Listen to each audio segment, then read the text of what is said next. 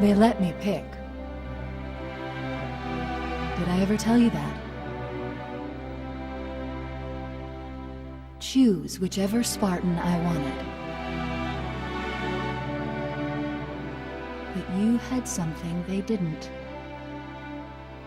Something no one saw but me. Can you guess? Luck. It's come back home. It's the return of Master Chief. This is the end of our trilogy. This is going to be the end of the story. At the end of Halo 3, you won't just finish one fight, you'll finish all of the fights that you started in Halo 1. This is a great story we're about to tell. This is going to be the end of the fight.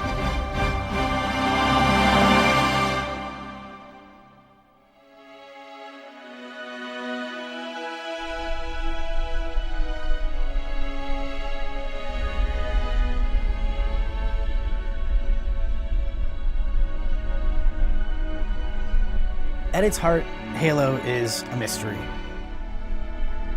Cortana, all I need to know is, did we lose them? I think we both know the answer to that. There are struggles going on in Halo that are larger and longer than you can possibly imagine. We made a blind jump. How did they... Get here first? The Covenant ships have always been faster.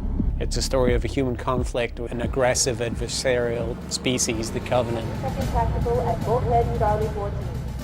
The Covenant is a collection of alien races that want to destroy humanity. Man, we let those dumb bugs out to the middle of nowhere to keep them from getting their filthy claws on Earth. We're not gonna let them have it. What we will let them have is a belly full of lead and a pool of their own blood to drown in. Am I right, Marines? Sir, yes, sir! Mm-hmm. Damn right I am. Now move it out. Double time. You play the Master Chief, who is sort of humanity's last secret weapon against this marauding alien horde.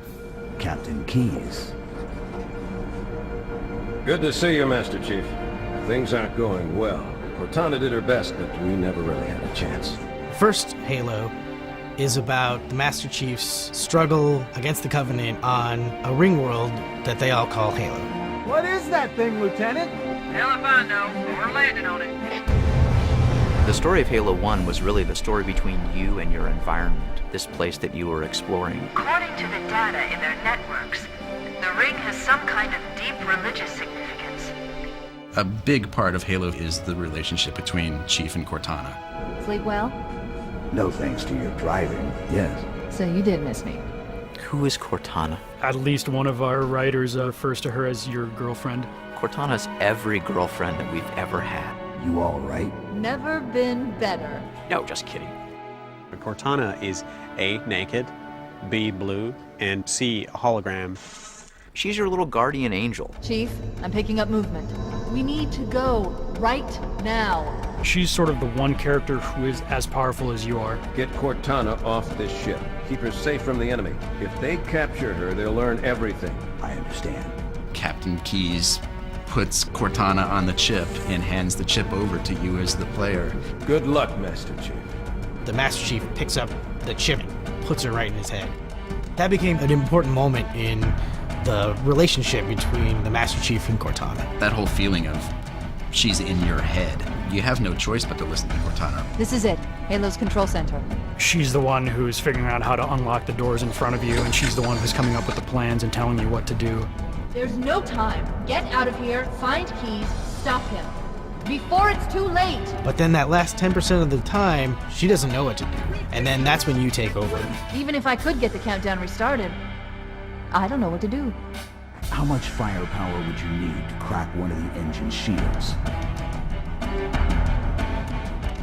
As the story progresses, you learn that Earth is threatened not just by the Covenant, but also by a race of parasites called the Flood. One of the most amazing video gaming moments ever is the introduction of the Flood. Hold still! Hold still! Let them have it! Sergeant, we're surrounded. God damn it, Jenkins! Fire your weapons! They're too many, sir! Don't even think about it! In Halo 1, they're the ultimate zombie that comes flying out of the cloud. It's a virulent strain of alien that as it kills, it grows, and as it grows, it kills. No human life signs detected. The captain, he's one of them. Halo 1 does such a brilliant thing. This is what the world is about. All of a sudden you meet the Flood, and the world, you realize, is about something completely different. We can't let the Flood get off this ring. You know what he'd expect. What he'd want us to do. It's done. I have the code. When the Flood comes out, I mean, the Covenant's just as much food as you are.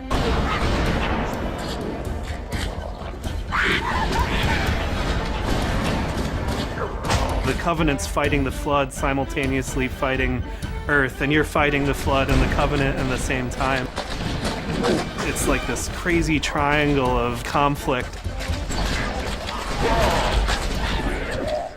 The Halos were built to destroy the Flood. The Forerunner built this place, what they called a fortress world. The reason there's no more Forerunners is because they died fighting the Flood, and the Halos were like their last option. The Flood is spreading. If we activate Halo's defenses, we can wipe them out. Halo doesn't kill Flood. It kills their food. Humans, Covenant, whatever. We're all equally edible. The only way to stop the Flood is to starve them to death. And that's exactly what Halo is designed to do. Wipe the galaxy clean of all sentient life. You're caught between a rock and a hard place.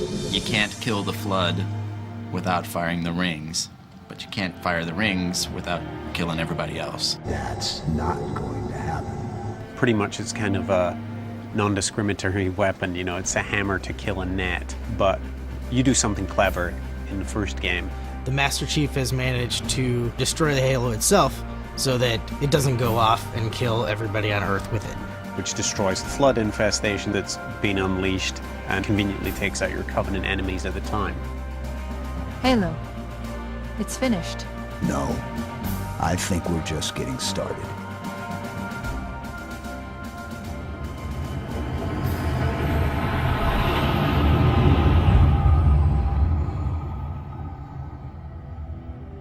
The opening scene of Halo 2 shows the Arbiter and his trial. When you first saw Halo, were you blinded by its majesty? No. Yet the humans were able to land on the sacred ring and desecrate it with their filthy footsteps. The Arbiter screwed up pretty royally in Halo 1 by allowing the Master Chief to destroy the ring. Your inability to safeguard Halo was a colossal failure. He's standing before the prophets, and he's facing them for the game that he lost to you. After truth, this hasn't gone on long enough. Make an example of this bungler.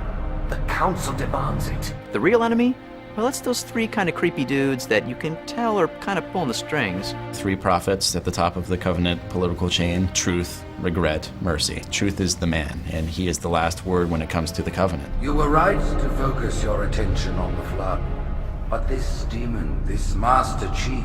The Covenant is united under one religious banner, which is the belief that this great journey is at hand. Soon the great journey shall begin. The weight of your heresy will stay your feet, and you shall be left behind. He's immediately made an example out of. He's ripped of all of his rank and armor, and he's tortured. He's branded as a failure.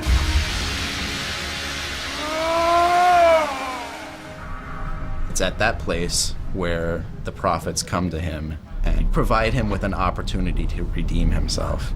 Become the Arbiter, and you shall be set loose against this heresy with our blessing.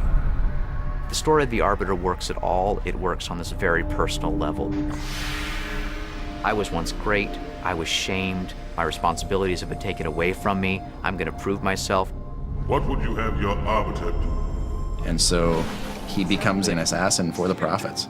We renewed our faith in the prophecy that other rings would be found, and see how our faith has been rewarded. Truth has built up this religion around the Forerunner rings, and it's a completely false religion. What he wants to do is light the rings because he thinks he's going to become a god.